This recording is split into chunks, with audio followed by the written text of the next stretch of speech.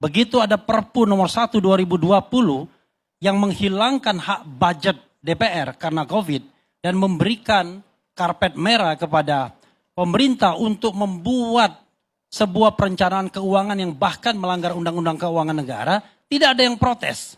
Satu-satunya yang protes adalah Partai Keadilan Sejahtera. Jadi begitu efektifnya Jokowi menggunakan parlemen untuk melegitimasi apapun yang dia inginkan. Kalau kita bicara tentang fungsi pengawasan yang jalan misalnya. Ini di masyarakat ini ribut mengenai ijazah palsu misalnya. Ini contoh kasus. Kalau kita bicara tentang hak inquiry dari DPR, DPR kan bisa melakukan penyelidikan. Bukan untuk mempanis seseorang, tapi untuk menyelesaikan masalah ini. Selesai masalah ini kalau DPR melakukan inquiry dengan sungguh-sungguh bahwa case close, ijazah Jokowi asli ada. Tapi sampai sekarang korbannya sudah banyak. Tetapi ijazahnya nggak pernah kita lihat. Yang ada adalah setiap diajukan ke persidangan ditunda-tunda dan akhirnya dinyatakan tidak dapat diterima. Yang mengabarkan sementara udah masuk bui dua, Gus Nur dan Bambang Tri. Padahal tidak pernah diuji apakah yang ditulis oleh Bambang Tri itu sahih atau tidak dari sisi ilmiah. Persoalan, mau contoh lagi KM 50 dan Kanjuruhan. KM 50 dan Kanjuruhan itu contoh nyata bagaimana murahnya nyawa manusia di Republik Indonesia ini. Tapi apakah DPR menggunakan hak inquiry-nya, hak penyelidikannya untuk melihat siapa yang melakukan pembunuhan misalnya kalau ada pembunuhan? Nggak ada. Nyawa manusia ratusan itu dianggap sudah selesai. Yang disalahkan angin. Yang disalahkan adalah karena yang bersangkutan melawan dan lain sebagainya. Karena Anda melawan, Anda mati berhak. Jadi ini yang kita khawatirkan pada masa pemerintahan Presiden Prabowo selanjutnya lumpuh yang namanya pengawasan parlemen. Padahal sejatinya dalam sistem pemerintahan presidensil semua anggota DPR itu adalah oposisi dalam tanda kutip. Karena Anda akan mengatakan, Ketua MPR Bambang Susatyo mengatakan, tidak ada yang namanya oposisi dalam pemerintahan presidensial. Yes, saya katakan. Kalau Anda kafa menjalankan presidensial system. Tapi presidensial sistemnya tidak kafa. Tidak kafanya seperti apa?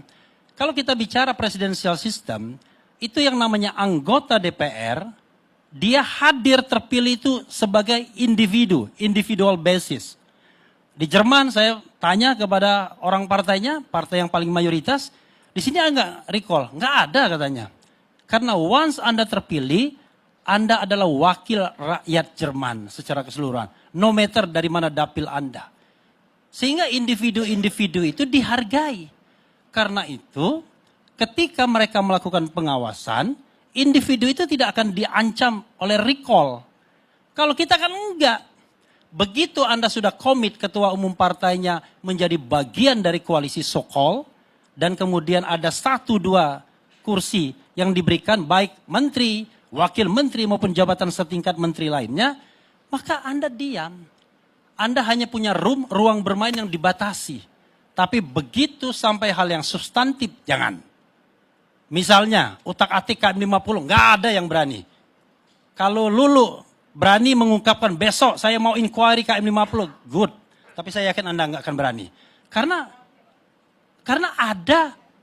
ada yang namanya batas permainan. Anda boleh ngomong apa saja, tapi begitu ketua umum partai Anda yang berpresidensial club dengan presiden terpilih, misalnya kan ada klub presiden katanya. Tolong ini boleh, ini nggak boleh dan lain sebagainya. Maka presidensial sistem kita sudah cacat. Kenapa? Karena kita memasukkan unsur-unsur parlementer dalam presidensial sistem kita. Yaitu ketika misalnya penguasa atau pejabat merekrut seorang menteri atau pejabat setingkat menteri, dia dianggap menyogok partai politik. Sehingga partai politik itu sudah dikerangkeng. Anda nggak boleh loh ngomong berbeda dari apa yang sudah digariskan kekuasaan. Let's say Omnibus Law. Omnibus Law itu gila. Bayangkan. Putusan Mahkamah Konstitusi mengatakan, tolong Omnibus Law diperbaiki dalam legislasi yang normal within 2 years. 2 tahun. Apa yang dilakukan oleh Presiden Jokowi? Keluarkan perpu dia. Dia reinstall lagi yang namanya Omnibus Law tersebut dan surprise, DPR menerimanya. Dan MK juga tidak membatalkannya, padahal jelas-jelas itu melanggar putusan Mahkamah Konstitusi. Kok tidak ada komitmen kita berbangsa yang sesuai dengan konstitusi? Itu kan sangat konstitusionalistik untuk menghormati putusan MK. Anda giliran Pilpres, hormati dong putusan MK, MK sudah memutuskan. Tapi giliran yang terkait dengan Omnibus Law, nggak ada yang bicara menghormati putusan MK. Nah, karena itulah, kalau kita bicara tentang fatsun politiknya, ya kalau Anda kalah ya janganlah minta-minta kursi.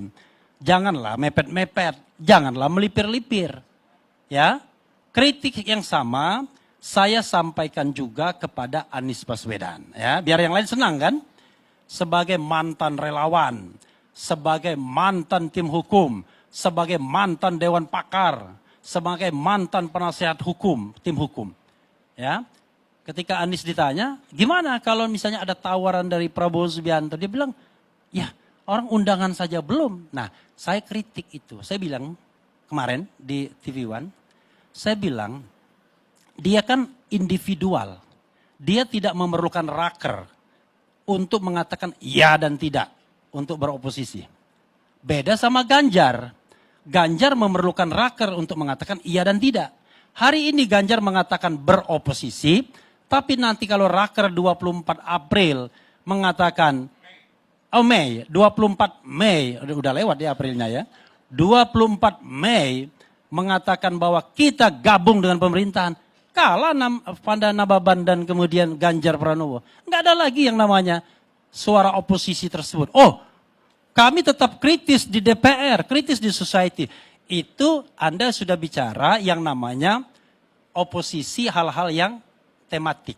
Tidak semua hal. Tapi kalau mau oposisi yang permanen adalah Anda stay away dari kursi pemerintahan dan Anda betul-betul di luar pemerintahan. Anda menjadi counterpart. Oke, apa yang dikatakan Nul itu kalau ada yang benar saya katakan benar. Tapi kalau ada yang salah, harus ada orang yang berani mengatakan itu tidak benar. Sekarang menjadi masalah. Kalau kita mengatakan, coba periksa Ford Estate, ada nggak potensi korupsinya? Kira-kira Nul, ada jamin nggak saya tidak ditangkap misalnya? Tolong periksa itu marriage. Apakah ada potensi korupsinya atau tidak? Ada nggak jaminan kemudian anggota DPR mengatakan, memberanikan itu dan menggunakan hak untuk menyelidik? Nah itu yang kemudian kita katakan sebagai kehidupan berbangsa yang sehat. Yang sehat itu bukan tidak ada dinamika. Bukan berarti kemudian ya kita bersama-sama membangun bangsa negara. Seolah-olah luka kemarin itu nggak berbekas. Kalau kita kembalikan pada relawan, ini ada beberapa relawan yang saya ajak misalnya, ya tetap berbekas. Saya juga agak terhenyak, ini mohon maaf dengan Pak Barus ya, dengan Bro Barus. Kita sedang berjuang di Mahkamah Konstitusi. Ini kawan sudah mengucapkan selamat.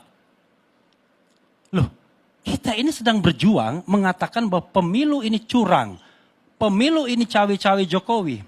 Apakah dibenarkan? Dibenarkan sama MK. Memang Jokowi cawe-cawe. Cuma itu bukan pelanggaran hukum, tetapi pelanggaran etika. Kita mengatakan pemilu ini curang, terbukti gak? Terbukti, paling tidak 3 orang. Kan tidak ada 8, Pak Hakim, pemilu ini curang. Kata 5 hakim, enggak ada yang terbukti curang. Kata 3 hakim, ada. Paling tidak soal bansos, pengerahan aparat, dan kata Hakim Harif Hidayat, semua dalil terbukti. Pertanyaannya adalah, ketika kita mengatakan tidak ada pemilu curang, ada 3 yang mengatakan curang, apakah ada kecurangan? Ada. Nah, apakah luka itu atau katakanlah hal-hal yang menganga itu kita tidak perlu evaluasi dan tambal. Dalam konteks inilah hak angket diperlukan. Tetapi masalahnya adalah kalau kita ingat ininya lukanya menganga, hak angket itu saya yakin dikhawatirkan bukan menyembuhkan luka nantinya, malah membuat luka makin kelihatan.